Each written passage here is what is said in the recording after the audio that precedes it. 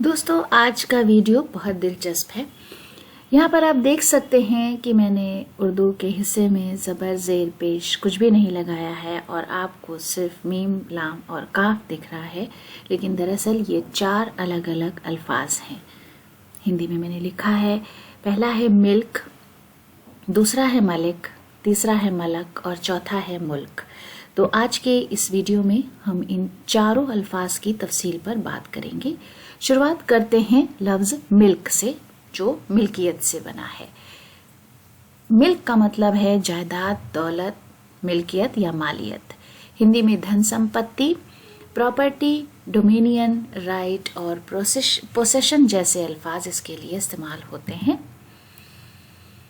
उसके बाद है मलिक। मलिक का मतलब है बादशाह, सुल्तान, फरमारवा यानी फरमान देने वाला, हुक्म देने वाला। राजा, शासक, नरेश, सम्राट और निरपाल, किंग, सॉवरेन। जुबैर अहमद तन्हा मलिक रामपुरी का शेर है, मैं तो वफा निभाता रहा उम्र भर मलिक, उसने ही अपना फर्ज निभाया नहीं कभी। उसके बाद लफ्ज है मलक। मलक का मतलब है फरिश्ता, कासिद और पैगंबर, जो पैगाम लाए। खास तौर पर ये लफ्ज खुदा की तरफ से भेजे गए फरिश्ते के लिए इस्तेमाल होता है। हिंदी में जिसे हम यमदूत, देवदूत और कभी कभी देवता भी कहते हैं। Angel, a divine messenger. Allama Iqbal का शेर है मेरी जिल्लत ही कुछ मेरी शराफत की दलील, जिसकी गफलत को मलक रोते हैं वो गाफिल हूं मैं।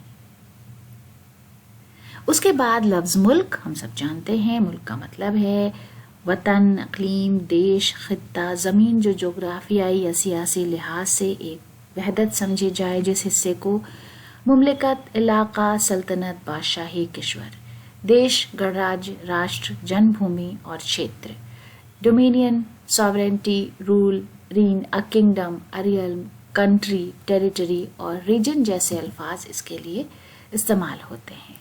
बिस्मिल अज़ीम आबादी का शेर है, बहुत मशहूर है, ए शहीद मुल्क मिल्लत में तेरे ऊपर निसार, ले तेरी हिम्मत का चर्चा गैर की महफिल में है। सरफरोशी की तमन्ना, ये है, इसी का एक शेर है ये। तो दोस्तों आज के वीडियो के लिए ये हमारी छोटी सी पेशकश थी। उम्मीद है कि वीडियो आपको पसंद आया होगा। वीडियो देखने के लिए बहुत बहुत शुक्रिया।